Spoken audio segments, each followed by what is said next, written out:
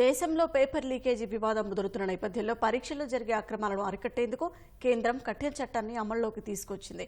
Public examinations prevention of unfair means bill 2024 చట్టాన్ని అమల్లోకి తెచ్చింది. ఇది శుక్రవారం నుంచి అమల్లోకి వస్తున్నట్లు గెజెట్ నోటిఫికేషన్ విడుదల చేసింది.